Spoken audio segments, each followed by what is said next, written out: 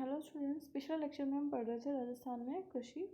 राजस्थान में कृषि के अंतर्गत हमने जो राजस्थान की कृषि की विशेषताएं हैं उनके बारे में हमने पढ़ा, और साथ ही जीडीपी में हमें कौन कौन सी फसलों से हमें राजस्थान के जो आर्थिक जो लाभ प्राप्त हो रहा है उनके बारे में भी हमने देखा है।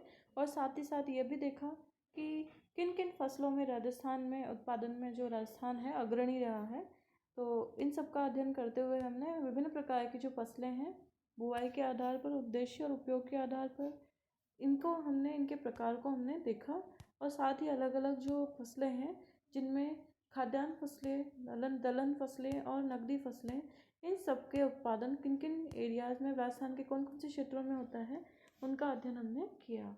तो हम पिछले लेक्चर में हम इसको कंटिन्यू करते हुए हम आगे बढ़ते हैं। राजस्थान में एक और फसल है जिसमें हम देख रहे थे तिलहनी फसलों में राई और सरसों। राजस्थान में सर्वाधिक तिलहन का उत्पादन जो होता है बीकानेर, टोंक और अलवर जिले में होता है। और जो राई और सरसों है इसको राजस्थान में पीले सोने के नाम से जाना जाता है, इसको पीला सोना भी कहा जाता है। राजस्थान में जो सर्वाधिक उत्पादन है राई और सरसों का अलवर और टोंक भरतपुर जिलों में होता है। इसकी अलग अलग किस्में हैं जिनके नाम यहाँ पर दिए गए हैं। इन किस्मों में दुर्गामणि, वरुणा, पूसा और कल्याणी ये तिलहनी फसलें हैं। अगली जो तिलहन फसल है उसमें मूंगफली है, इसको गरीब की काजू भी कहा जाता है। तो आपसे अक्सर है जो कम्पिटिटिव एग्जाम में पूछा जा सकता है कि पीला सोना किसे कहते हैं या गरीब की काजू किसे कहते हैं, गरीब की रोटी किसे कहते हैं। तो ये सब चीज़ें जो हैं आपसे एग्जाम में पूछी जा सकती है।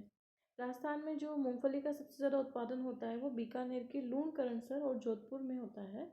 लूण करनसर को राजस्थान का राजकोट भी कहा जाता है, क्योंकि एक किस्म है विशेष जो राजकोट में मिलती है मूंगफली की, उसको कहते हैं चंद्रा। और ये जो चंद्रा किस्म है ये राजस्थान के लूण करनसर में भी उत्पादित की जाती है, इसीलिए हम इसको कहते हैं राजस्थान का राजकोट। अगली जो फसल है वो है अरंडी। अरंडी राजस्थान में सर्वाधिक उत्पादन इसका जालोर जिले में किया जाता है। और दूसरी फसल है तारा मीरा, इसको गोडावन पक्षी का मुख्य भोजन कहा जाता है। तो आप ये चीज़ याद रखें कि जो तारा मीरा की जो फसल है यह गोडावन पक्षी का मुख्य भोजन है। और राजस्थान में तारा मीरा का सबसे ज़्यादा उत्पादन नागौर में किया जाता है। अगली फसल है जोजोबा, इसको होबा भी कहा जाता है। काजरी जो है, काजरी के वैज्ञानिकों ने 1965 में इजराइल से यह पौधा जोधपुर लेकर एक आए थे। और यह पौधा राजस्थान में एक कृषि के क्षेत्र में एक अलग ही क्रांति लेकर आया है, क्योंकि यहाँ पर इसमें अनुसंधान से ये प्राप्त हुआ है कि जोजोबा की जो फसल है मरुस्थल से निस्तारण के लिए, मरुस्थल की जो विस्तार है उसको रोकने में बहुत सहायक है। साथ ही साथ जो जोजोबा का तेल है ये काफ़ी महंगा तेल माना जाता है और इसको फ्यूल के रूप में भी काम में लिया जा सकता है आगामी समय में। इसीलिए लगातार 31 वर्षों तक अनुसंधान के बाद में 1996-97 में इसके फसल उत्पादन शुरू किया गया। अगला है रतनजोत। राजस्थान में रतनजोत का सबसे ज़्यादा उत्पादन उदयपुर में किया जाता है। अब आते हैं मसाले। राजस्थान की अगर बात की जाए इसमें कृषि उत्पादन में मसाले हैं, जो मसालों के उत्पादन में राजस्थान देश में काफ़ी अग्रणी है, क्योंकि यहाँ पर जिस तरीके से पूरे भारत में केरल मसालों के लिए विख्यात है, वैसे ही राजस्थान में भी कुछ ऐसे क्षेत्र हैं जो मसाला उत्पादन की दृष्टि से काफ़ी प्रमुख हैं, जिनमें हाड़ौती क्षेत्र मुख्य रूप से सम्मिलित है।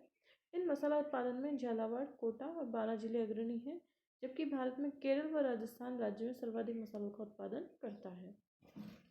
अगर राज्य में मसाला उत्पादन में बात की जाए तो मेथी जो है बीकानेर में सबसे ज़्यादा की जाती है। इसमें भी पान मेथी जो है ताउसर और क्षेत्र नागौर में की जाती है।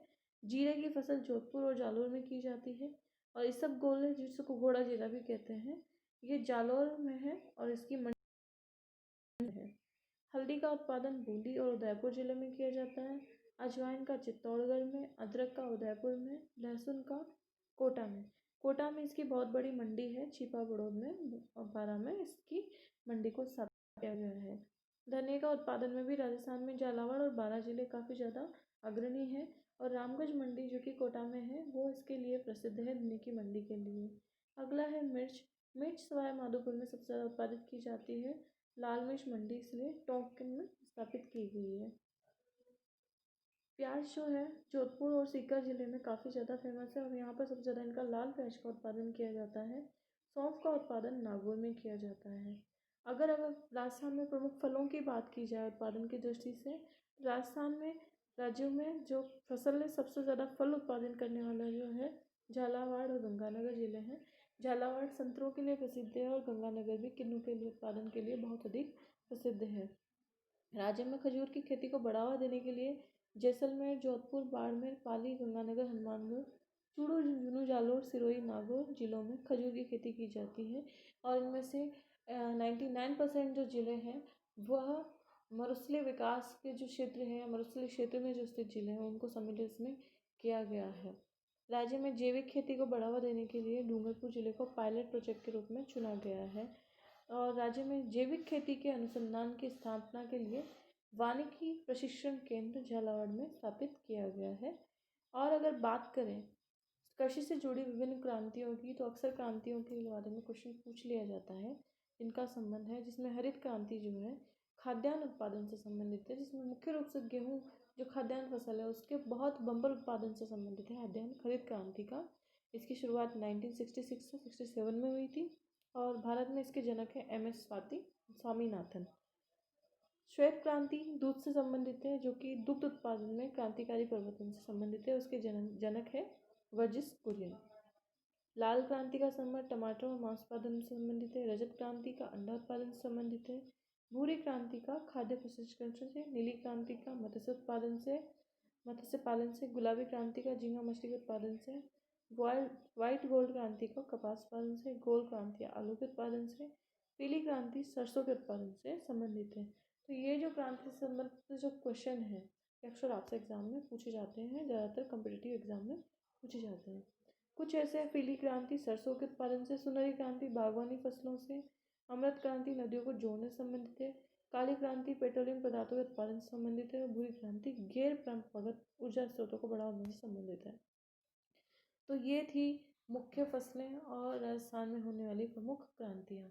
अब हम अगर बात की जाए तो राजस्थान में कृषि विकास से जुड़ी योजनाओं की, तो अब अगला लेक्चर जो है उसमें हम पढ़ेंगे राजस्थान में कृषि क्षेत्र के विकास से जुड़ी प्रमुख योजनाएं। आज के लिए इतना काफ़ी है।